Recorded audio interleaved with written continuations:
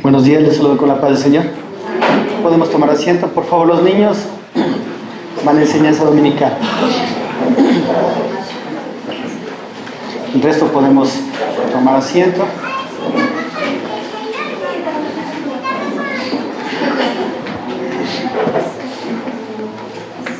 Me acompañan al libro de Jeremías, capítulo 33.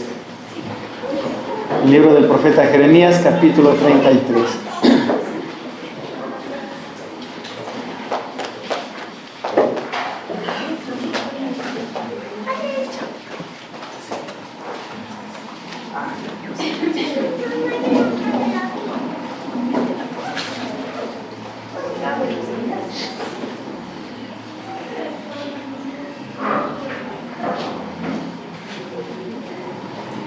Y antes que me olvide, por favor, al final los hermanos que nos ayudaron con la firma para la personería jurídica, por favor se pueden quedar al final de la reunión para ayudarnos con una firmita, ¿sí?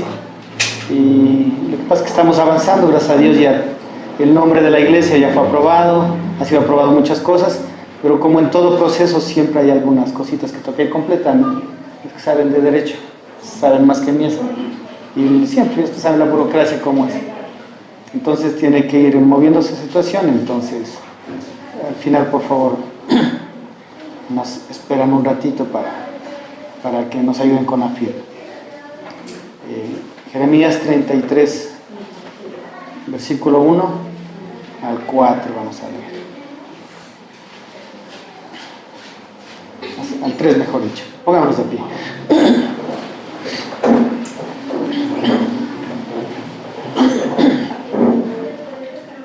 Dice la palabra de Dios: vino a mí palabra de Jehová la segunda vez estando él aún preso en el patio de la cárcel, diciendo: así ha dicho Jehová que hizo la tierra, Jehová que la formó, para firmarla, Jehová es su nombre.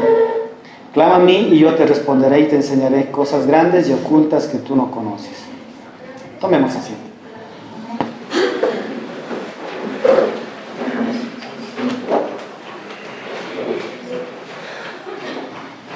La aflicción en manos de Dios.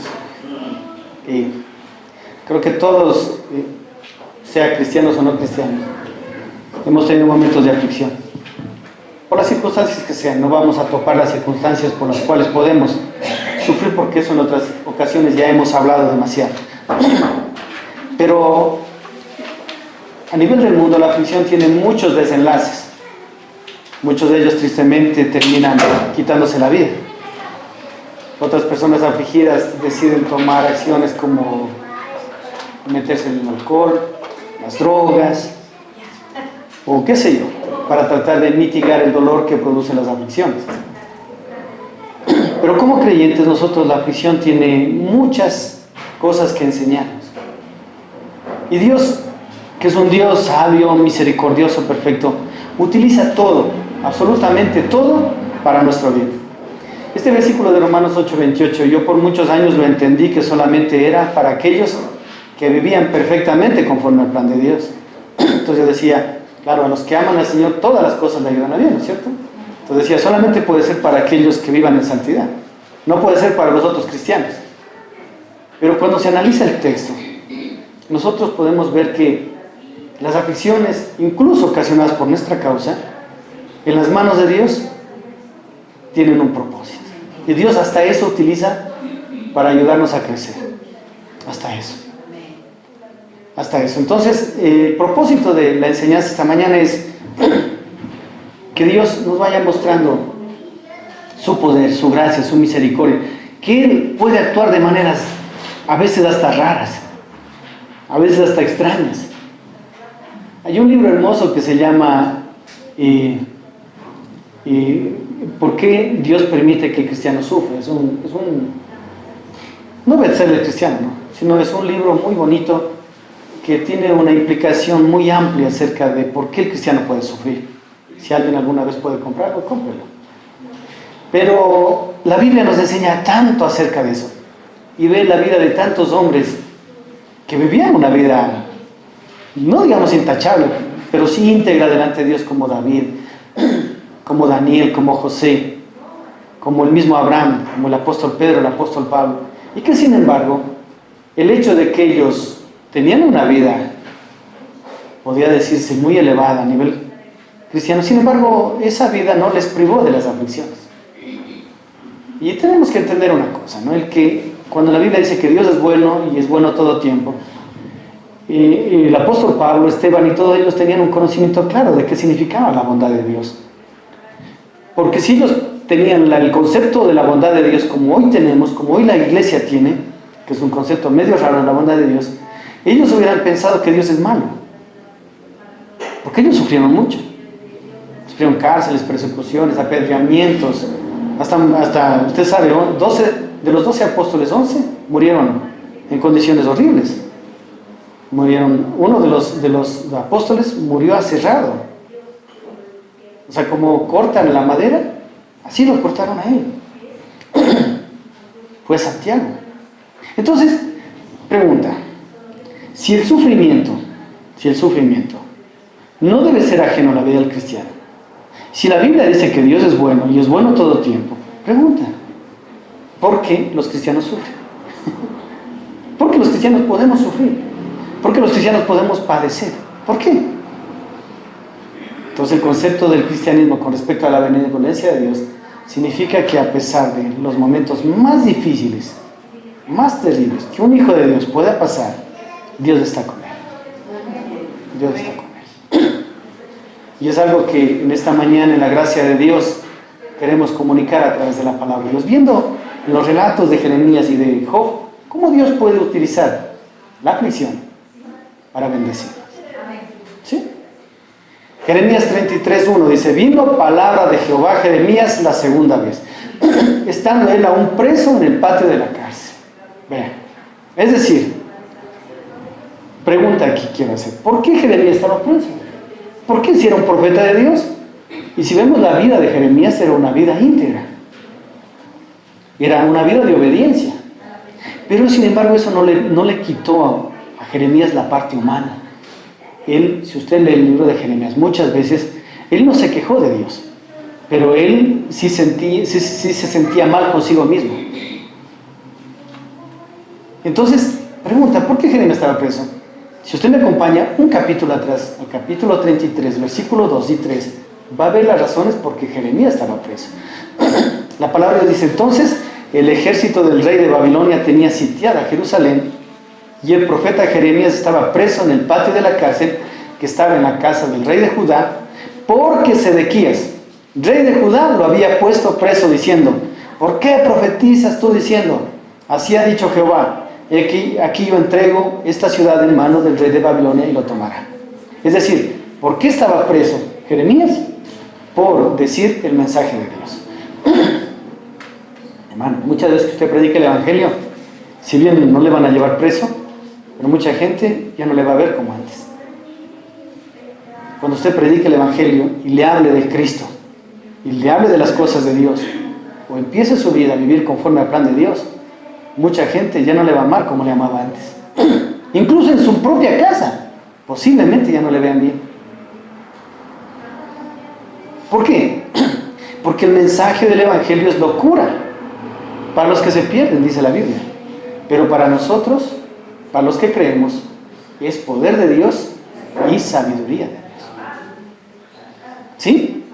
Es decir, el profeta Jeremías estaba preso, estaba siendo perseguido, estaba en las condiciones que estaba, porque él no había ocultado el mensaje de Dios. Él había dicho: Dios dice así y tengo que decirlo. Entonces, Jeremías estaba en una situación muy conflictiva. Él estaba preso, él estaba privado de la libertad y estaba en un sitio no muy agradable. Yo le recomiendo que lea el libro del profeta, y usted va a ver las condiciones en las que estaba el profeta Jeremías. Entonces, pero sin embargo, la situación difícil de Jeremías, calamitosa, no le privó que él podía escuchar la voz de Dios. Lo que a mí me lleva a pensar que las circunstancias más difíciles que usted y yo estemos pasando en nuestra vida no nos va a privar de escuchar la voz de Dios a través de la palabra, a través de la Biblia. Y el Señor le hace acuerdo a Jeremías en medio de la aflicción, le recuerda tres cosas. ¿Por qué? Porque posiblemente Jeremías, como todos nosotros, en medio de la tribulación, solo vemos el problema. Solo vemos al problema como algo gigante. Y eso es humano. Ay, es que no voy a poder, es que no voy a salir de esto, es que esta crisis, es que esta dificultad, es que si supieran los hermanos, es que nadie pasa por lo que yo estoy pasando. Y es verdad.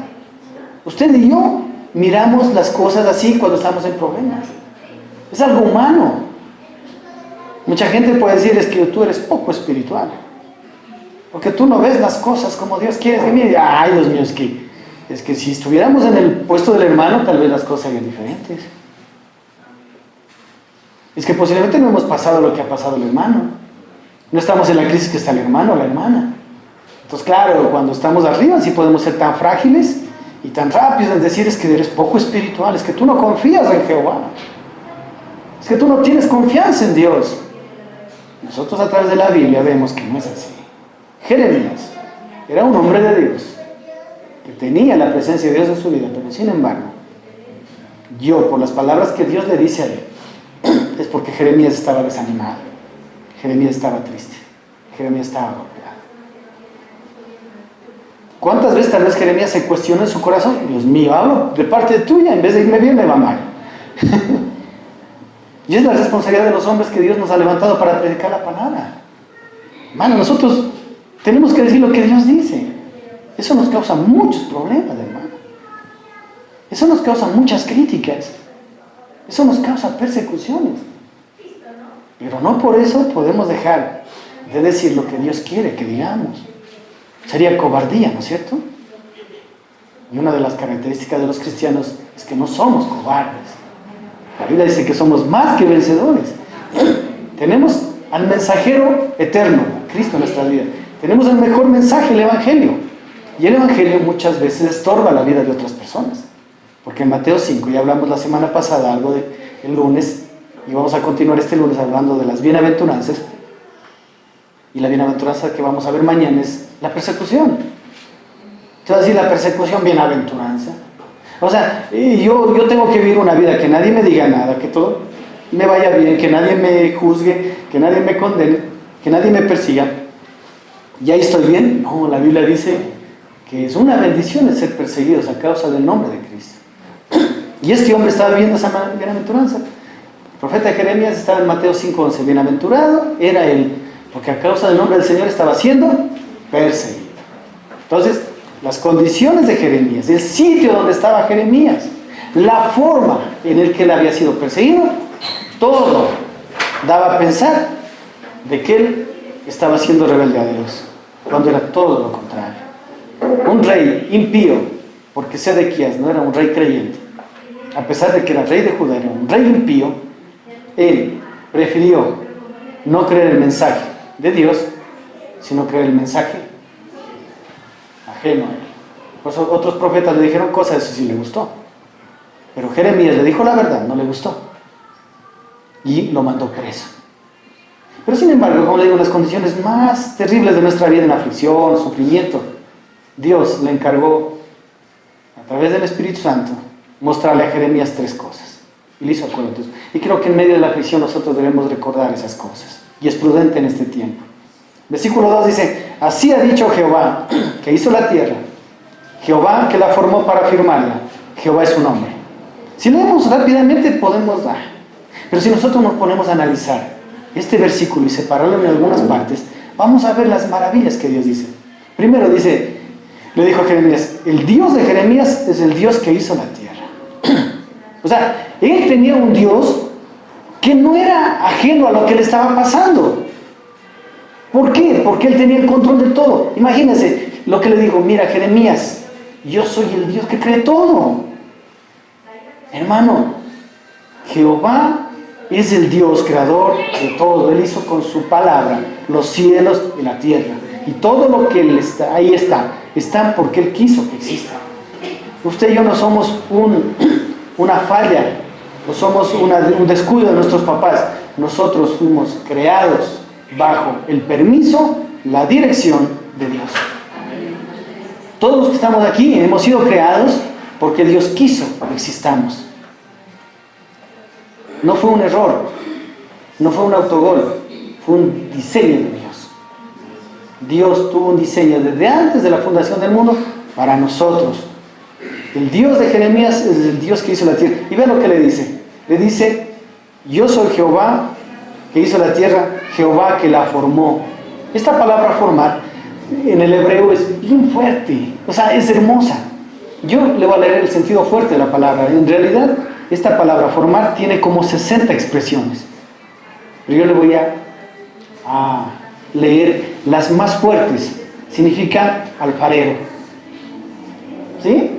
O sea, y está expresando a Jeremías, así como alguna vez yo te indiqué a ti, cómo es el alfarero, ¿sí? Cómo es el barro, así mismo, yo, a todo lo que existe, yo lo hice con mis manos, yo lo formé. Es como manipular el barro, significa también crear de la nada, significa disponer, significa forjar, significa hacer, significa labrar, significa pensar para hacer. Es decir, lo que le dijo Dios a Jeremías, Jeremías, yo soy Jehová, el que hizo la tierra, Jehová que la formó. Pero la palabra más adelante dice también para afirmarla. ¿Qué significa eso? Significa adornarla, alistarla. Hermano, una de las cosas que Dios puso en la tierra después de hacerla, más de los animales, las plantas, las aves, los animales terrestres, los animales marítimos, etcétera, etcétera, el Señor puso al ser humano, ¿no es cierto? Y a mí me da a entender que Dios puso a Adán y Eva para adornar a la tierra. Hermano, nosotros en Cristo somos eso. Yo estaba entendiendo eso. Y un hijo de Dios en las manos de Cristo es un adorno de esta tierra. ¿Qué significa? Que la gente debe ver la grandeza de la creación de Dios en nosotros. Debe ver la magnificencia del amor de Dios en nosotros y a través de nosotros. La gente puede ver a Cristo en nosotros. Para afirmarla significa también alistarla, pero también significa amonestarla. Y la tierra está siendo amonestada por Dios y todo lo que está ahí también. También significa arreglarla, asegurarla, consolidarla, encaminarla, enderezarla, establecerla, afirmarla, ponerla recta, restablecerla y hacer de ella algo sincero, es decir, sin falla. Eso le dijo, mira, yo soy Jehová, que hizo los cielos y la tierra, yo la formé, yo la firmé. Y le dijo, Jehová es su nombre. Cuando habla la Biblia de la palabra nombre, habla del título, ¿sí? No habla de H-I-V-H, sino habla lo que él es. Por eso cuando le dijo el Señor a Moisés que vaya, le dijo, ¿en nombre de quién? Dile que vaya en mi nombre. El soy, el que soy. Es decir, habla de un título. Está hablando de esas características: ser creador, ser formador, ser corrector, ser perfeccionador, ser todo eso. Por eso todos los nombres de Dios en la Biblia, cuando habla en sí, no es nombres de Dios, sino habla de características de Dios. Por ejemplo, Jehová Jireh, proveedor. Jehová Hitzenu, justicia, ¿sí? Jehová, mi estandarte, ¿sí? Entonces son características de Dios, que equivalen a lo que Él es. El nombre de Dios es lo que Él es. Él es omnipotente, Él es omnipresente, Él es todopoderoso, Él es perfecto, Él es santo, Él es justo, Él es bueno, Él es amoroso. Todo eso significa el nombre del Señor. Cuando Él le dijo, Jehová es su nombre, le dijo, todo lo que yo soy. Todo lo que Él dijo, mira, estás en aflicción, estás en tribulación, estás en sufrimiento, pero parece que te estás olvidando que yo hice los cielos y la tierra, que yo la formé, que yo soy todo lo que tú has visto que soy. Le dijo, no te desanimes, porque el versículo 3 dice claramente, en amor le llama la atención y le dice, clama a mí. ¿Se da cuenta? No le dice, preséntame argumentos, clama. Hermanos, ¿qué es el clamor para Jeremías? ¿Qué era el clamor? ¿Cuál era la condición de Jeremías? Posiblemente si nosotros le pudiéramos preguntar a Jeremías en ese tiempo, diríamos, Jeremías, ¿qué quieres? Yo quiero salir de la cárcel. ¿Sí o no? Y si alguien le pregunta a alguien que está en tribulación, ¿qué es lo que quiere? Yo le garantizo que va a decir, ay, por ejemplo, está en deuda, ya quiero salir de las deudas. Si está de pronto en un problema familiar con la esposa, yo quiero arreglar mi problema. Y perdón, ¿eso es malo? No, yo creo que es propio de nuestro corazón desear cosas buenas, primeramente para nosotros. Es loable, o sea, eso no es criticable. Hermano, Dios me ha hecho entender muchas cosas, que en realidad a veces los cristianos somos un poco duros con el problema de los hermanos. A veces somos muy secos y muy parcos. A veces los hermanos están atravesando un momento difícil, ellos nos comunican. Nosotros nos atrevemos a decirle, tranquilo, confía en Dios.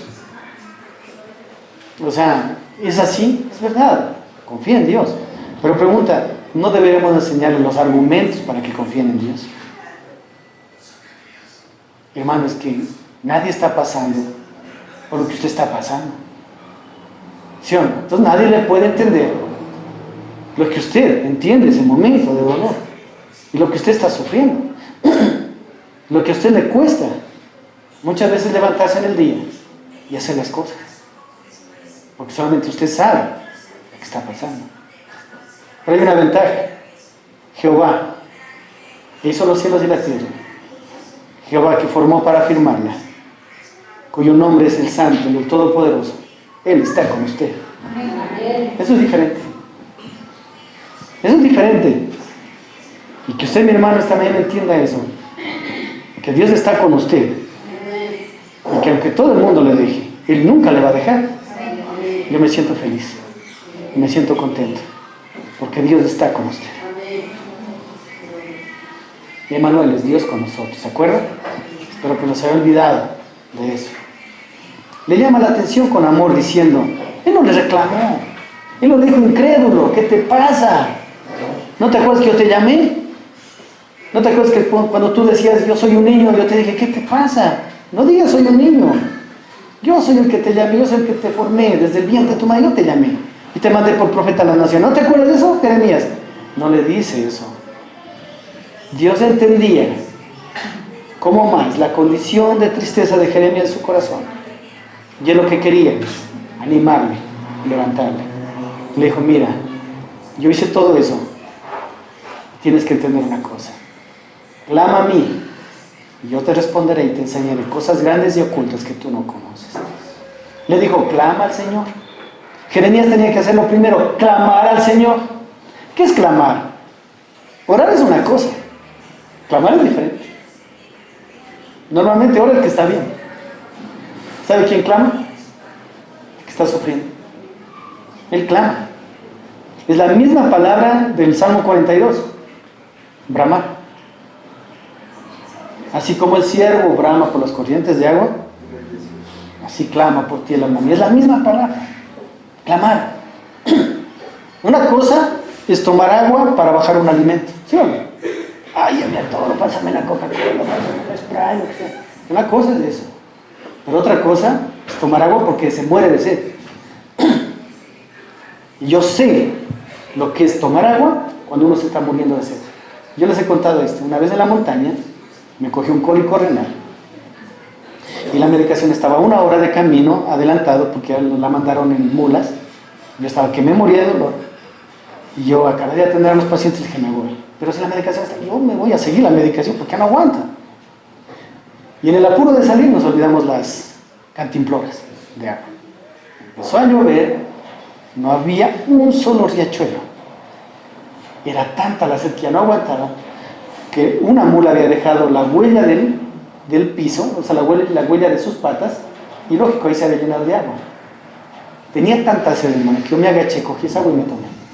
Te va a decir que sucio, hermano, yo sé lo que es la sed. Yo le garantizo que usted en la misma circunstancia era lo mismo. Porque la sed, porque una cosa es tomar agua para bajar el alimento y otra cosa es tomar agua porque se está muriendo de sed. Y esa palabra clamar es eso. Las aflicciones en las manos de Dios es para que clamemos a Él. Jeremías le dijo, clama. Clamar es no quejarse, sino es poner mi pedido, poner delante de Dios mi situación, con lágrimas y desesperación. Jeremías, estás desesperado, clama. Clama al Señor. Y Dios le promete 2 cosas. solucionar los problemas de ese rato y proveerle todo. No dice eso. Yo también quisiera que diga eso. Yo también quisiera que diga eso. Que Dios me promete solucionar los problemas de ese rato y sacarme del lío de ese rato. Yo quisiera, hermano, porque en medio de los problemas, cuando uno está fregado, uno sí o no que quisiera eso. Yo, hermano, si a mí me dicen, no, usted es espiritual, pastor, ¿usted cómo va a pedir eso? Mentira. Mentira. Considero que vivo una vida espiritual, pero no me creo en la divina papaya para decir, no, yo siempre que estoy mal, clamo a Dios y espero. No, hermano, yo a veces me desespero. Soy honesto. Estoy pasando mi parte humana, soy humano. Que mucha gente piensa que nosotros caminamos por el aire y las alitas no más faltan ya. No, hermano, soy ser humano, me disculparán. También lloro, me desespero, a veces me enojo, me molesto, me incomodo, justa o injustamente. Le sigo fallando a Dios todavía. Tengo malos pensamientos, tengo malas actitudes. No, usted, sí, yo. Él dice, clama al Señor y le promete a Dios dos cosas. Dios le promete responderle. ¿Qué significa contestarle? Y Dios le promete enseñarle. Ya vamos viendo la mano de Dios en medio de la aflicción. Y le dice enseñarle, vea, dice primero, cosas grandes. ¿Sabe qué significa la palabra grande? Significa elevado, excelente, de gran nombre, fuerte, muy grande, maravilloso, principales, soberbias, sobremanera grandes. ¿Y sabe que también significa esta palabra grande? Tiene relación con el sumo sacerdocio. Lo que está diciendo, que Dios lo promete enseñarle cada vez más a Cristo en medio de la aflicción. Porque ¿quién es el sumo sacerdote? ¿Francisco? ¿Francisco I, rey del Vaticano? Es Cristo, hermano. Le promete en medio de la aflicción enseñarle cosas grandes, enseñarle a Cristo. Lógicamente Jeremías tenía un conocimiento del Mesías en su totalidad, como nosotros lo tenemos. No. Pero él tenía la promesa. La aflicción en las manos de Dios para Jeremías era, Dios le promete responderle, y al responderle él le iba a enseñar. Porque, hermano, ¿cómo podemos enseñar sin responder? Cuando hablamos de evangelismo, hablamos que nosotros vemos algo típico en el evangelista, que es guiar, y abriendo su boca le enseña. Jesús a los 2 de Maús hizo eso. Abrió su boca, les enseñó. En el Felipe, el eunuco, dice, ya abriendo su boca le enseñó. Las características del evangelismo es eso, abrir la boca y enseñar. Aquí el Señor hace lo mismo. Cuando dice responderle es lo mismo. Él abre su boca y le enseña. Qué hermoso, hermano. El Dios de la Biblia, a Jeremías, un hombre común y corriente, abre su boca para enseñarle. Y lo primero que le enseña es a Cristo, cosas grandes. ¿Quién más grande que Cristo, hermano? ¿Habrá algo más grande que nuestro Salvador? ¿Habrá algo más grande que nuestro Señor? ¿Habrá algo más maravilloso que Cristo? Admirable, consejero, dice en Isaías 9:6. Admirable consejero, que es la misma palabra, maravilloso consejero. El mejor consejero, Jesucristo. El mejor sitio de consejería, la palabra, hermano. Por eso aquellos que nosotros somos consejeros no debemos dar consejos sin la Biblia. Porque nosotros si argumentamos podemos equivocarnos. Pero si Cristo con su palabra argumenta, está diciendo la verdad. Yo creo que debe hacer esto. No. Un consejero no debe decir eso. La Biblia dice, esto debería ser. El consejo no es forzar a nadie a que cumpla. El consejo es decir, la Biblia en su problema dice esto. Y usted verá si cumple o no cumple. El problema es suyo. El florón está en mis manos. De mis manos, las virgencitas, ni sé qué, se van a Panamá, ni sé qué, todo eso.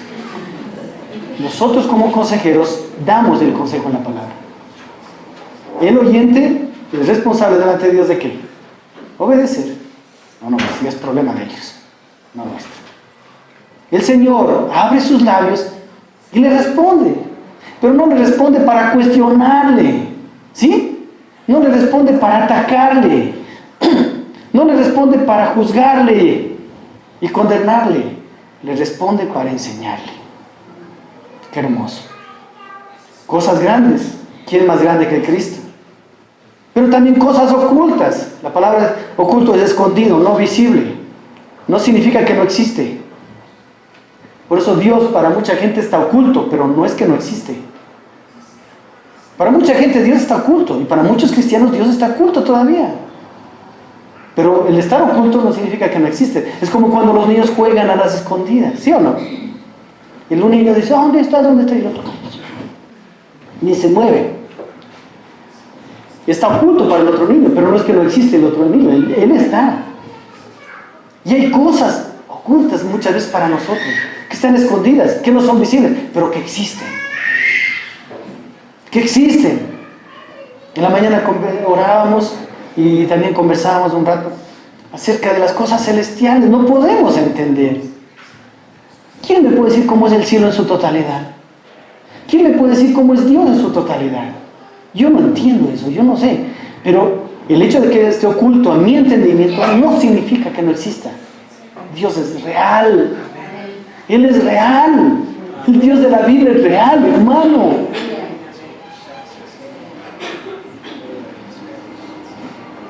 Pero también dice cosas que no conoce. Jeremías tenía en su vida cosas grandes que le iba a enseñar Dios, cosas ocultas que Dios le iba a hacer visible en él, y cosas que no conocía. Esta palabra no conocer significa no solamente no conocer por experiencia. Por ejemplo, ¿conocen Quito? Sí. ¿Pero por qué conocen Quito? Porque han ido a Quito. ¿Estamos de acuerdo? ¿Sí o no? ¿Conocen Miami? No. Yo no tampoco. ¿Por qué? Porque no hemos ido, pues yo no he ido. Entonces no conozco. Yo puedo decir, conozco Miami cuando vaya a Miami. Yo he visto fotos por el internet y todo eso. Debe ser bonito, se la ve bonita esa ciudad. Pero yo no he ido.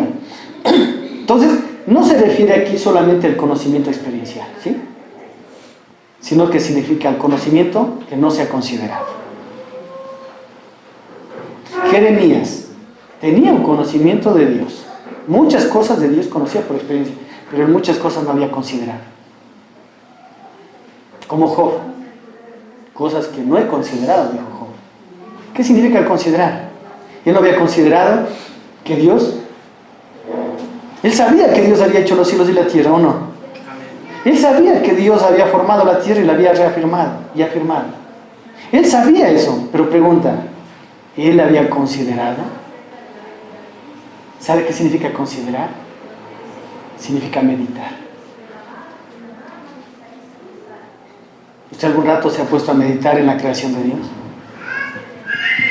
Mirar un cielo estrellado, hermoso, una puesta de sol.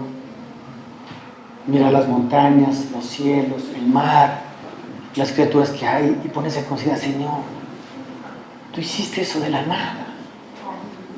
Eso le estaba diciendo a él, y con un propósito, que más adelante vamos a ver. Tú hiciste, Señor, eso de la nada. Eso no existía. La materia no existía, y tú le hiciste de la nada, Señor. Considerar. Considerar también significa para entender, para enterarse, para examinar, para experimentar. Porque hay cosas que ignoramos, hermano. Informarnos en la palabra, que está manifiesto en la palabra. Dios le quería mostrar a Jeremías, notificar, hacer que él perciba, que él se preocupe, que él tenga un sentimiento real de las cosas, que a pesar de que él no entendía, que a pesar de que no había evaluado la grandeza, sin embargo, no por eso no existía. El Dios de la Biblia es un Dios grande, hermano. Saltemos de Jeremías a Job. Dios, usted sabe la prueba de Job. ¿Quién no ha leído el libro de Job? Mi hermano, cuando están en prueba, lo primerito que les mando es a leer el libro de Job. ¿Sí o no? ¿Sabe por qué? Porque en el libro de Job, hermano, usted va a ver a un hombre que sufre más que nosotros. Hermano, entonces de ahí comparamos nuestro problema con el de Job. Decimos, no, Señor. Aunque a veces hay hermanos y hermanas que casi solamente les faltan las llagas en el cuerpo, ¿no? que en realidad, o sea, pruebas durísimas, muy difíciles. Pero Dios tenía un propósito, como con Jeremías, tenía un propósito con Job. Acompáñenme al capítulo 42. Usted sabe la historia, hasta que busque le cuento la historia de Job. Un hombre recto, un hombre temeroso de Dios, apartado del mal, un hombre perfecto, que él se preocupaba hasta por sus hijos, oraba por sus hijos, y cuando sus hijos iban de programita, entre comillas, Job al otro día cogía un becerro, los sacrificaba, los quemaba en el altar y decía: Señor, porque de pronto mis hijos hayan hecho tonteras, hayan pecado contra ti, han blasfemado. Hacía sacrificios por sus hijos. Un hombre temeroso, un hombre, si usted lee el libro de Job, va a ver cómo él se preocupaba de la viuda, se preocupaba del pobre, él no dejaba al que estaba siendo maltratado que lo maltraten, él les ayudaba. Un hombre bello, hermano. La vida de Job, hermano, porque la vida de Job no se relata en 2, 3 capítulos, es todo. Y después justamente sus amigos, que en vez de ser amigos parecían escarnecedores, en vez de ir al animal, estaban inyectando más espinas en la espalda, martirizando sus llagas con sus palabras y todo eso. Este hombre, en el capítulo 42, aprende de Dios cosas maravillosas. Y Dios a Job le enseñó a través de la tribulación, y al final esto. Job 42:1 dice: respondió Job a Jehová y dijo: yo conozco que todo lo puedes. Ay. ¿Sabe qué significa conocer ahí? Significa una relación experiencial con Dios. Amén. Lo que le dijo: Señor, ahora entiendo que si tú me quieres librar de lo que me quieres librar, lo haces, porque tú todo lo puedes. Porque para ti no hay problema. Porque tú eres todopoderoso. Porque tú todo lo puedes hacer, Señor, o sea, todo.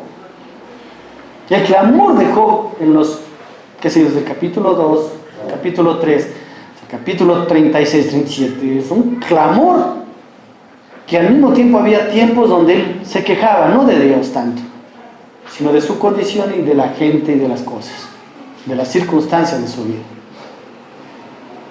Él dice: yo conozco que todo lo puedes, Señor, yo sé que tú eres todopoderoso y que no hay pensamiento que se esconda de ti. Omnisapiencia. Hermano, Job decía: Señor, tú todo lo sabes. Como Pedro llegó a entender, ¿se acuerdan después? Me amas, me amas, me amas. Dijo: Señor, tú todo lo sabes. Eso quería sacar Jesús de Pedro. Tú todo lo sabes. Lo que dice: Señor, no, tú lo sabes todo, Jesús. Pedro dijo eso, confesó eso. Job dijo lo mismo. Y que no hay pensamiento que se esconda de ti. ¿Quién es el que oscurece el consejo sin entendimiento? Por tanto yo hablaba. ¿Qué dice? Hermano, en medio de la aflicción, vea, y Dios tiene misericordia de nosotros. En medio de la aflicción, ¿sí o no que hablamos lo que no entendemos? Te has olvidado de mí, no me amas, tú le amas solo al hermano tal. Mira, esa gente que vive en pecado, vive como quiera, ellos andan bien. Yo, hermano, a veces yo he dicho eso, ¿sabe qué? Le confieso un pecado mío. Digo: Dios mío, viendo esas prédicas de los de enlace, blasfeman el nombre del Señor, le ofenden, predican cosas que la Biblia no enseña, y esas iglesias llenas. Digo: Señor, acá nos esforzamos por vivir en tu temor, predicar y enseñar tu palabra. Allá hay tantas cosas, y acá tanta escasez. Lo mío es palabras que yo no entendí. A mí también me pasa eso, hermano. Yo hablaba lo que no entendía. Él dice: ¿quién es el que oscurece el consejo sin entendimiento? Es clave. Porque Job dice que antes de dar un consejo uno tiene que enterarse de las cosas. Dice: ¿quién oscurece el consejo sin entendimiento? Hermano, cuando nosotros aconsejamos sin entender, espiritualmente damos malos consejos. Por tanto, yo hablaba lo que no entendía, cosas demasiado maravillosas para mí que yo no comprendía. Ahora, ¿quién es el que oscurece el entendimiento? Satanás. por lo general, Satanás oscurece el entendimiento. ¿Sí o no? La obra del diablo es confundir la palabra de Dios. Es la obra del diablo. Hacer confundir a la gente. Dice, y usa gente no salva, pero también muchas veces a otros cristianos, para oscurecer el entendimiento. Hay personas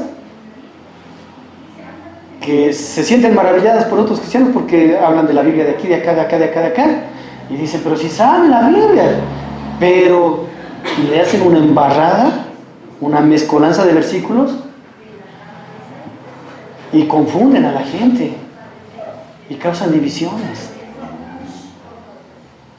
Hermanos, recuerde que Satanás utilizó la palabra de Dios para tratar de que Jesús caiga. Satanás utiliza a sus ministros de los púlpitos con una doctrina errada, llevando a gente a la perdición. Millones y millones de gentes. ¿O no lo ha visto al Papa Francisco utilizar la Biblia para sus propósitos? Ahí está. Uno lo ha visto a esos falsos apóstoles, esos falsos pastores, falsos maestros, cogiendo la Biblia para enseñar cosas torcidas y llevar a la gente a la confusión. Entonces Job reconoce y se dice, ¿quién es el que oscurece el consejo sin entendimiento? Sabía que era el diablo. Él ya entendió que Satanás estaba tras todo el relajo. Él entendió. Por eso yo hablaba lo que no entendía. Hermano, muchas veces usted va a decir, nosotros no somos influenciados por el diablo. No, hermano, sí podemos ser influenciados. Pedro fue influenciado por el diablo. Y Jesús lo dijo clarito, apártate de mí, Satanás. No le dijo a Pedro que era Satanás, pero sabía que atrás de Pedro, en las palabras que él decía, había Satanás influenciando. Hermanos, los cristianos podemos ser influenciados por el diablo. Ten mucho cuidado. La división no viene nunca de Dios, hermano. Nunca viene de Dios. La comunión viene de Dios. Cosas demasiado maravillosas para mí que yo no entendía, que no comprendía. Satanás oscurece el entendimiento y utiliza a sus ministros para oscurecer el entendimiento, muchas veces a impíos, otras veces a cristianos. El versículo 4 de Job dice, mire, oye. ¿Sabe qué significa la palabra oye? Ya le voy a explicar. ¿Se acuerda que Jeremías le decía, clama a mí? Antes de que Job diga oye, ¿qué hizo Job? Clamó a Dios. Clamó a Dios. Por eso aquel que clama a Dios puede decirle, Señor, escúchame. Pero hermano, ¿queremos que solucionen los problemas? ¿Queremos que Dios nos dé entendimiento? Y hermanos, no somos capaces de levantarnos a orar. Queremos que los problemas se solucionen solamente porque yo creo y quiero que se solucionen. No, hermano. Dios permite aflicciones en nuestra vida para que esas rodillas empiecen a doblarse. Hermano, yo he entendido eso en la palabra. Por eso Él dice, oye, te ruego y hablaré. Qué hermoso. Job le dice, oye, Señor, te ruego, te clamo y hablaré. Te preguntaré y tú me enseñarás. No dijo, te preguntaré y tú me solucionarás todos los problemas. ¿Sabe que en medio de la aflicción Job entendió? Que el problema no eran sus problemas. ¿Sí? Era que él todavía no conocía a Dios como debía conocerle. Y es el problema del cristianismo actual. No son los problemas que tenemos. El problema es que no reconocemos a Dios como Él quiere que le conozcamos. Ese es el problema. Ahí radica el problema. Porque Pedro, Pablo le conocieron tan profundamente a Dios que si usted lee la segunda carta de Pedro y usted lee la carta a Timoteo, la segunda carta del apóstol Pablo a Timoteo, ellos sabían cuándo iban a morir. Pero dijeron, qué miedo, vamos a morir, ¿no? Frescos, tranquilos, vamos. Pablo sabía que al ir a tal parte lo iban a coger preso para matarlo. Él sabía. ¿Por qué no corrió? Porque Dios a través de Ágabo le advirtió en Hechos. Y él lo relata en 2 Timoteo. ¿Por qué no corrió? Porque él sabía que el plan de Dios es perfecto. Porque lo conocía a Dios. Entonces, cuando dice, oye, yo te ruego y hablaré, te preguntaré y tú me enseñarás. ¿Por qué? Porque Dios, en los capítulos anteriores, capítulo 41, 40, 39, el Señor le empezó a preguntar un montón de cosas. A ver, le dijo, ahí cogió, el Señor abrió la boca y le dijo, a ver, mijito. Y cogió, le dijo, tú estuviste aquí, tú estuviste acá, tú estuviste acá, y cogió y el Señor le mostró la creación, cómo hizo. Es el único hombre al cual Dios, este hombre tuvo el lujo de que Dios le explique cómo hizo las cosas. Yo no sé, fue una pantalla LED de 50 pulgadas, yo no sé cómo fue, pero Dios le mostró, hermano. Después de Dios demostrarle, este hombre se quedó loco. Dijo, soy insensato, ¿cómo es posible? Que Dios hizo todo eso de la manera que hizo, y yo esté aquí, parado delante de Él, y no le crea. Por eso dice, oye, te ruego, porque antes decía, el Señor decía, yo te preguntaré y tú me vas a contestar, Job. Acá le dice, no, Señor, no ha sido así las cosas. Oye, te ruego y hablaré, te preguntaré y tú me enseñarás. Dios es el que da sabiduría, hermano. Dios le dio sabiduría a Job. Dios le dio sabiduría a Jeremías. Pero ¿sabe por qué? ¿Sabe después de que Dios le dio sabiduría a ellos? ¿Después de qué? De que ellos le buscaron.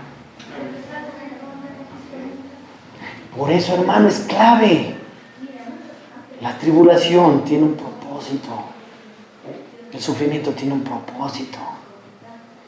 Que nosotros le busquemos. El Señor quería que Job reconozca esto. Versículo 5 dice, vean, de oídas te había oído. Es decir, Job reconoció que no le conocía como pensaba, ni tampoco como debía. Job dice, Señor, verdaderamente yo no te conozco como pensaba. Yo creía que te conocía, ni tampoco como tú quieres que te conozca. Hermano, nosotros no le conocemos como Él quiere, ni como debemos. Anote eso en su Biblia. Anote eso en su Biblia. En esa esquina ráyela su Biblia. Ponga eso. No tenga miedo a rayar. Dígale, Señor, yo no te conozco como tú quieres, ni te conozco como debo. No te conozco.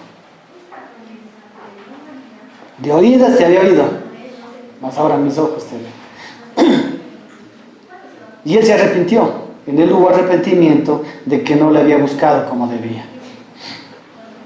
Job 42:6. Por eso, por tanto, me aborrezco y me arrepiento en polvo y ceniza. Él dice clarito. No dijo me arrepiento porque soy esto, soy este otro. No, me arrepiento. No dijo por pecados. Pero que yo sepa, alguien se arrepiente por pecado. ¿Sabe qué entendió? Que no buscarle a la manera de Dios también es pecado. Hay pecados que son evidentes, hermano, y usted ya lo sabe, y yo lo sabemos. Gálatas 5:19 dice las obras de la carne, y es una lista de 20-25 cosas. Eso ya, ¿para qué está repitiendo, hermano, cada rato? Usted ya sabe. Pero ha habido un pecado que yo no entendía, hermano, y Dios me mostró. Porque yo preguntaba, digo, Señor, ¿por qué se me arrepiento? Porque la Biblia dice, si no hay de qué arrepentirse, ¿para qué arrepentirse? Dice la Biblia. ¿Pero por qué Job se arrepintió? Y se arrepiente en polvo y ceniza, que significa hasta la muerte. Porque el polvo y la ceniza utilizaban, si usted ve Job, ¿el qué hizo? Después de la tribulación, cogió polvo y ceniza y se echó en la cabeza. ¿Que era sinónimo de qué? Luto. Luto. De ahí viene la costumbre de ponerse mantillas negras cuando alguien está de luto y toda esa situación. Que ni está mal ni está bien, es por último es irrelevante. Yo no voy a juzgar eso. Pero aquí él se arrepiente porque él considera que no buscar a Dios como debería haberle buscado es pecado. Es pecado. Ahora, todo esto que que hemos estudiado, ¿qué podemos enseñar? ¿Cómo Dios está en medio de la aflicción del creyente, en medio de la aflicción de nosotros como iglesia? ¿Cómo está Dios? ¿Qué hace Dios? ¿O el Dios de la Biblia es el Dios solamente de Job, el Dios de Jeremías, pero ese Dios no es el Dios nuestro? Me parece que a veces existe una dicotomía en el pensamiento del ser humano, que pensamos que ese Dios era uno y el Dios de ahora que no actúa, que no trabaja, que no obra como quisiéramos, es otro Dios. Pregunta, ¿es el mismo Dios? Lógico, pues que yo sepa, es el mismo Dios. Entonces, ¿qué nos puede enseñar la aflicción a nosotros como iglesia? Primero, que tenemos al Dios que hizo la tierra, la formó y la firmó, hermano. Es el mismo. Una de las características de Dios es la inmutabilidad. Él no cambia. Él es el mismo de ayer, de hoy y siempre por los siglos de los siglos. La Biblia dice, Jesucristo es el mismo de ayer, de hoy y de siempre. Y hasta nosotros, discúlpenme decir, tenemos un privilegio que ellos no tenían. Conocerle a Cristo como es. Tenemos al Dios que hizo la tierra, la formó y la firmó. Segundo, tal vez hemos olvidado que Jehová es Salvador, es Señor, y en su amor quiere enseñarnos a que aprendamos a clamar a Él. ¿Sabe por qué Dios permite las aflicciones en el creyente? Para que aprendamos a clamarle a Él. Pero así, o sea, clamarle. No esas oraciones tibias de 2 minutos. Señor, te agradezco por mi mami, mi papi, te agradezco por los estudios, por la provisión, el pancito de la mesa, en el nombre de Jesús, amén, amén, guárdame este día. Hermano, no eso. Clamor. Señor, ten misericordia de mis hijos. ¿Cuántos hijos están torcidos en los caminos, hermano? ¿Cuántos hijos están haciendo cosas que no deberían hacer? ¿Cuántos hijos andan en relajos horribles? Pregunta, ¿por qué? ¿Y los padres? ¿Todo bien? ¿Y los padres como si nada? ¿Hay clamor en nuestras vidas? La Biblia dice que las tribulaciones, las aflicciones, Dios permite en nuestras vidas para enseñarnos a clamar a Él. Y Él, a través de la aflicción, del clamor, Él nos promete respondernos, nos promete enseñarnos cosas grandes, cosas ocultas, cosas que no conocemos. ¿Cuáles son esas cosas? Su todopoder, hermano. El Dios que tenemos es un Dios todopoderoso. Hermano, hay 2 miradas en el creyente. La una, la mirada de Josué y Caleb. Los otros 10 dijeron, wow, son gigantes, ellos nos van a pisar como langostas, no vayamos. Y dispusieron a toda la congregación. Por eso, hermano, a veces la disciplina en la iglesia es dura y la gente a veces se molesta. ¿Qué hizo Dios con los 10? ¿Se han leído, pues, Josué, el libro de Josué? No han leído. ¿Qué hizo Dios con los 10? ¿Los premió? ¿Qué hizo? Los mató, hermano, porque ellos contaminaron la congregación. Si esas cosas se dieran ahora, ¿me van a entender? ¿Se da cuenta? Hay personas que de adentro quieren dañar la congregación y por afuera también. Y son hermanos y nos están indisponiendo con gente, diciendo cosas que no son. Si Dios aplicara la ley mosaica, ¿qué hiciera con esas personas? Digo yo, las matara. Gracias a Dios estamos en el tiempo de la gracia, hermano. Pero ¿qué significa eso? Disciplina. Dios disciplinó a esos 10 hombres, los cortó. Mucha gente se asusta cuando uno tiene que tomar disciplina. Nosotros hemos tomado esta semana disciplina. Lo hemos hecho. Con la Biblia en mano. Porque si nosotros no lo hacemos, Dios lo va a hacer. y a esa persona posiblemente le cueste más. Eso no es falta de amor. Es amar y obedecer a Dios. Es como cuando usted disciplina a sus hijos. Usted no los disciplina porque los odia. Usted los corrige porque los ama. ¿Sí o no? Porque quiere usted que caminen correctamente y hagan las cosas bien. Cosas ocultas, cosas grandes, su todo poder. Pero la otra mirada de Josué y Caleb, ¿cuál era? Caleb me encanta. ¿Él qué dijo? ¿Qué les pasa? Iremos allá, conquistaremos y ellos serán como pan, es decir, nos los comemos así. No porque era soberbio, sino porque él sabía que Dios había entregado ese territorio en sus manos. Hermano, hay territorios que Dios ha entregado en sus manos. Nuevas oportunidades de trabajo, provisión, hijos que caminen en santidad, matrimonios diferentes. Aquí está la pregunta. ¿Usted le cree? ¿O es como los 10? ¿O es como Josué y Caleb? Aquí la pregunta es si usted le cree. Aquí es claro, hermano. ¿Le creo o no le creo a Dios? ¿Por qué? Porque Dios a través de la aflicción, tanto a Job como a Jeremías, les enseñó que Él era todopoderoso. Hermano, los problemas, yo lo voy a decir otra vez, los problemas de nuestra vida no son los problemas.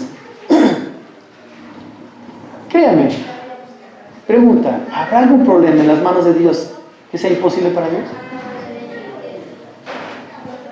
Entonces, ¿por qué ese problema sigue ahí? ¿Por qué los gigantes siguen ahí? Porque Dios primero quiere enseñarnos a depender de Él. Y hasta que no aprendamos a depender de Él, el gigante sigue ahí, hermano. Y no se mueve. Toda la congregación de Jehová, ¿sí o no? Estaba ahí un gigante, ¿se acuerdan? Goliat. Toditos con miedo, temblando, nadie quería ir. Llega un muchacho, hermano, 14 años, un mocosito, como el hijo de mi hermana Cris y de mi hermano Robert, así, muchachito. Yo digo, los jóvenes le pueden creer a Dios y hacer grandes cosas en nombre de Dios, hermano, si confían en Él. Este muchacho coge, le quisieron prestar Saúl, toma, pon, ay, le quedó mal, no, de bien, no. Porque la ropa de Saúl era para Saúl, la unción que tenía él era diferente. Fue 2 metros 40, muchacho de 1,30. Le dijo, ¿tú eres ese incircunciso que anda ofendiendo a Jehová y a sus ejércitos? Dijo, ¿quién es este? ¿Acaso soy perro para que me traen así un pedazo de carne? ¿Quién es este? Cogió, solamente llevó 5 piedras y una onda. Es que de pronto no le pegué la una a la otra piedra, no. Él decía, si asoman otros 4, ahí los bajo. Él sabía que bastaba una piedra para bajar a ese gigante. Cogió, a ver, ¿tú eres? ¡Pah! Abajo, con la misma espada del gigante fue, cortó la cabeza y les indicó, todos salieron corriendo. Israel librado de los filisteos. Hermano, Dios quiere cristianos así. Que no se pongan el traje del pastor Jorge, no se pongan el traje del pastor Charles Stanley, no se pongan el traje del pastor Spurgeon, no se pongan el traje del pastor MacArthur. Hermano, usted tiene la unción de Cristo. 1 Juan 2:20, clarito. Dice que todos tenemos la unción de Cristo. Tenemos al Espíritu Santo. Dios quiere hombres que sepan lo que tienen, sepan que lo conocen a Dios y vayan y conquisten, hermano. Eso quiere Dios. Tu problema no es el problema, hermano. Los problemas en manos de Dios son nada. O vemos al problema o vemos a Dios. No hay otras dos miradas. Los 10 espías miraron al problema. Josué y Caleb miraron a Dios. Su todo poder. Pero también ellos reconocieron que Jehová todo lo sabe. Si Él todo lo sabe, Él sabe nuestro futuro. Y a través de la palabra, yo sé mi futuro. ¿Sabe dónde está mi futuro? En los cielos, hermano. Yo ya estoy sentado en lugares celestiales en Cristo. Eso dice la Biblia de la iglesia. La Biblia dice claramente en Efesios 2:5 que nosotros ya estamos sentados en lugares celestiales junto con Cristo. ¿De quién nos baja a nosotros? Pregunta, ¿hay algún poder que pueda bajarnos de allá? No existe. Pues vivamos conforme a ese poder, hermano. Tenemos a Cristo, tenemos su palabra, tenemos la comunión con Él. Hemos sido perdonados de todos nuestros pecados, limpiados de toda maldad por medio de Cristo. Caminemos conforme a eso. Él todo lo sabe. Otro punto que ellos aprendieron es que Satanás es el que oscurece el entendimiento. Cada vez que hay un conocimiento, que alguien que contradiga la palabra de Dios, no puede venir de Dios. Nunca puede venir de Dios. Jamás. Satanás oscurece el entendimiento. Pero Dios es el que da sabiduría al que lo busca.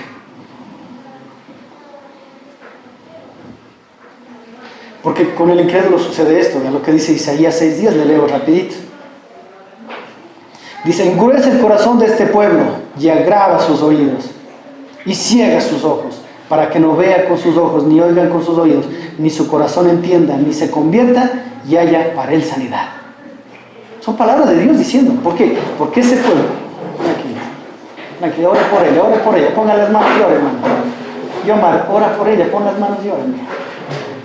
Yo, mío, ponga las manos y ore por ella. Silvia, ore por ella, es cristiana, ore por ella. Hay una presión, hermano, para ella. Hay una presión, ¿no?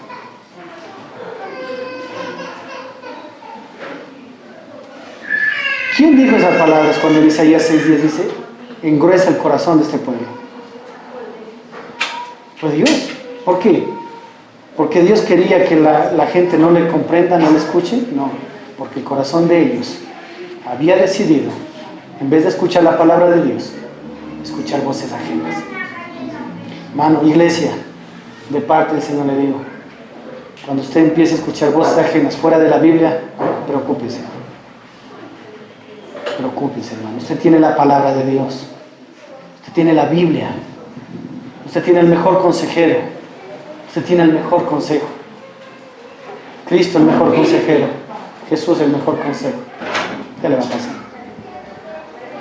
Hechos 28:25. Acompáñenme, Hechos 28:25.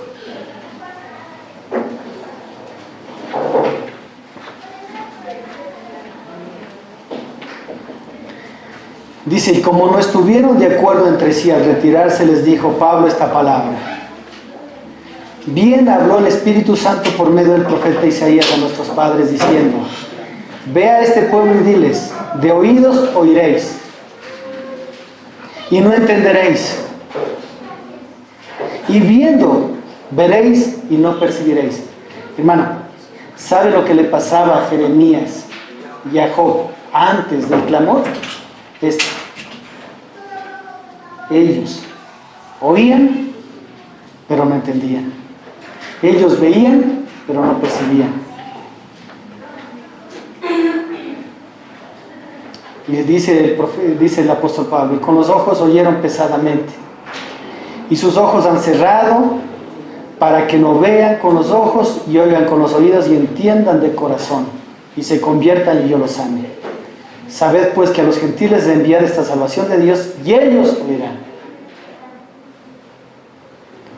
Por eso, hermano, debemos reconocer esto, que no le conocemos como pensamos. Hermano, ¿Dios le ha hablado hoy este día?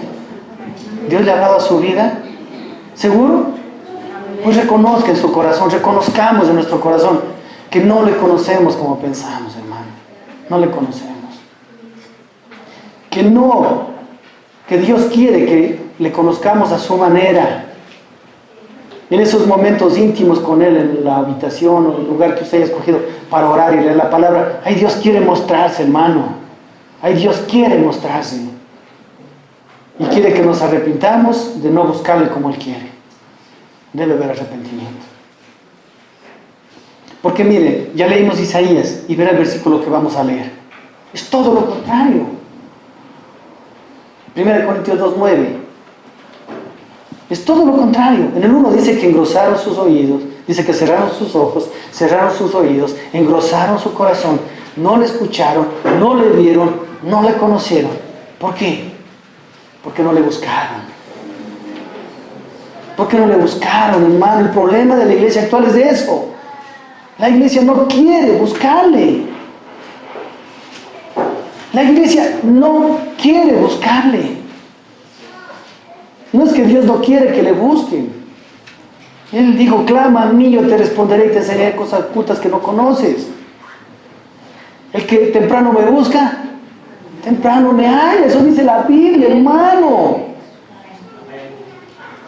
1 Corintios 2:9 dice, ¿por qué Él quiere esto? Dice, vea, antes bien, como está escrito, cosas que ojos no vio, ¿se acuerdan nosotros? Viendo no querían ver. Veían, pero no querían ver. Mi oído ha escuchado. ¿Los otros qué hacían? Cerraban sus oídos. Y hay mucha gente que escucha la palabra de Dios. ¿Sabe lo que hace literalmente? Esto. Espiritualmente eso hace. Cierra los oídos. No quiere escuchar. Le molesta la palabra. Ni oído, pero cosas que ojos no vio, ni oído ha habido, ni han subido al corazón del hombre. ¿Qué pasaba con nosotros? Su corazón habían endurado. No, eso no es para mí. No, eso no quiero. No, eso no está, eso no es el evangelio, eso no. Eso es teología. Eso es puro conocimiento de hombre, es teología. Nos han acusado que nosotros predicamos como los católicos. ¿Cuándo en una iglesia católica predican esto, hermano? Nunca. Que somos católicos, que somos herejes, que somos... Nos han dicho, hermano, de frente y por atrás, que somos divisivos por predicar la verdad. Bueno, en parte sí tienen razón, que la palabra de la cruz es locura para los que se pierden, pero para nosotros, que es lo que creemos, es poder de Dios, sabiduría de Dios. Ni han subido al corazón del hombre, son las que Dios ha preparado. ¿Para quiénes? A los que le aman. Gloria a Dios, iglesia. Aleluya. Nosotros le amamos al Señor, ¿o no? Le amamos al Señor por una razón, porque primero Él nos amó. Él nos amó y Él se entregó por nosotros en la cruz. Pero Dios nos la reveló a nosotros por el Espíritu, porque el Espíritu todo lo escudriña aún lo más profundo de Dios. Escudriña todo. Hermano, ¿usted quiere conocer más a Dios? Escudriñe. Pídale al Espíritu Santo que le enseñe más a Cristo. Yo le garantizo, hermano, que a través de la palabra Dios le va a mostrar cada día más a Cristo. Le va a mostrar a Cristo en el Antiguo Testamento, le va a mostrar a Cristo en Génesis, en Apocalipsis, le va a mostrar a Cristo en toda la Biblia. El Espíritu Santo. Hermano, ¿usted cree que yo soy especial? ¿Usted cree que yo soy especial? ¿Yo soy mejor que ustedes? ¿Yo soy más inteligente que ustedes? Eso es mentira, hermano. Eso es falso. Que hay gente más inteligente que yo. Hermano, clame a Dios. Búsquele y verá que Dios le va a enseñar cosas que usted me va a venir a enseñar a mí. Vea, pastor, yo estuve leyendo.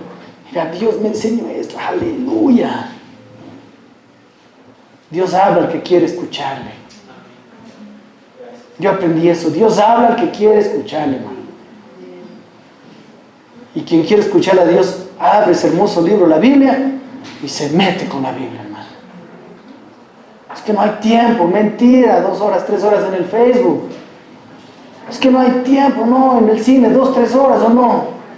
Es que no hay tiempo, un paseo a la costa. Es que no hay tiempo, los 15 años de tal. Es que no hay tiempo, el grado del hermano. Es que no hay tiempo. ¿No hay tiempo o no queremos darle tiempo? Si hay tiempo, hermano. ¿O quiere que Dios le dé más tiempo? ¿Quiere? Pídale que Dios le dé más tiempo. Yo sé cómo Dios da más tiempo. Pídale, Dios dame más tiempo. Pum, sin trabajo. ¿Ya? Sí, hermano. ¿Quiere más tiempo? O del tiempo que Dios le ha dado, 24 horas al día. ¿No disponemos un tiempo para darle honra y gloria a Dios? ¿No damos tiempo para buscarle a Él como Él quiere? ¿Sí?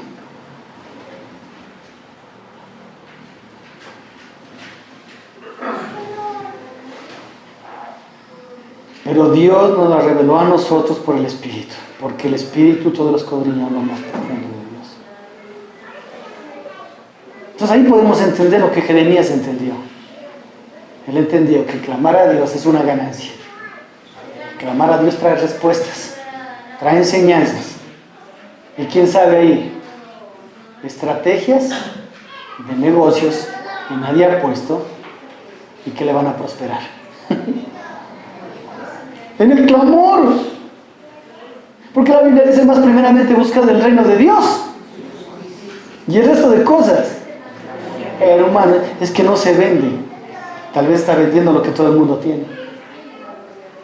Y por ahí hay cosas que nadie hace y Dios le da sabiduría y esas cosas se boom en un negocio y en medio de la crisis usted venda lo que nadie vende porque nadie tiene y usted sí tenga.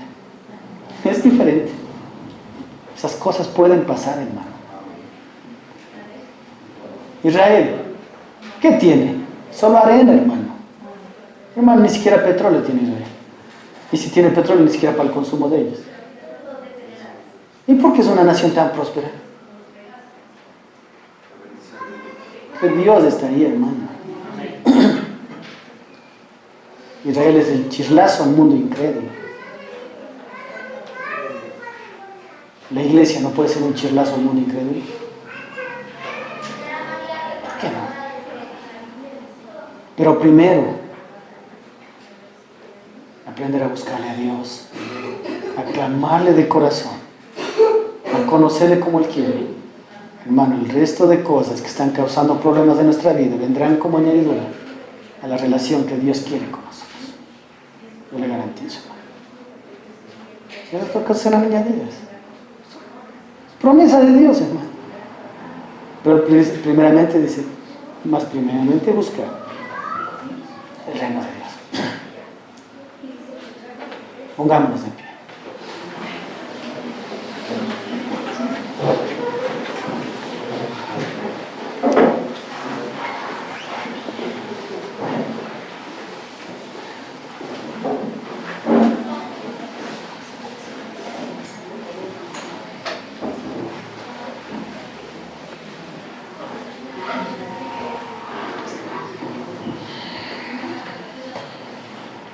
Amado Dios, queremos darte gracias. Ahora entendemos que existe un gran beneficio en buscar de ti, Señor. Que a través de la vida de Jeremías y de Job, hombres que sufrieron aflicciones realmente terribles. Job estando en la cárcel, por mano de Sedequías, perseguido, humillado, maltratado. El caso de Job, donde tú permitiste que Satanás tope su vida. Ellos llegaron a entender que podían conocerte más, que podían buscarte más, que podían clamar más.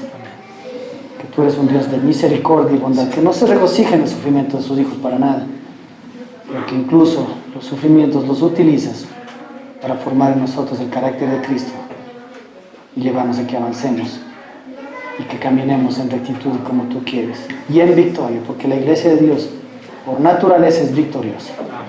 La Biblia dice eso en Romanos 8 claramente. Si Dios es por nosotros, ¿quién contra nosotros? Por lo cual podemos confiar en que la victoria en Cristo ya está, la tenemos asegurada, que simplemente tenemos que caminar en esa victoria. Yo te pido por los hermanos, porque la semilla que ha sido sembrada en su corazón, por tu gracia, dé fruto cual al 30, al 70, al 100 por uno, bendito Dios, para la gloria de tu nombre y para el beneficio de sus vidas. Te damos gracias por las hermanas que tengan que viajar, guárdalos, cuídalos, bendice ese viaje, y por los que tengan que regresar, tráelos con tu bendición y misericordia. Te alabamos y te bendecimos. Te damos gracias, gloria y honra en nombre de Cristo Jesús. Amén. Amén. Yo me vas cogiendo la frena.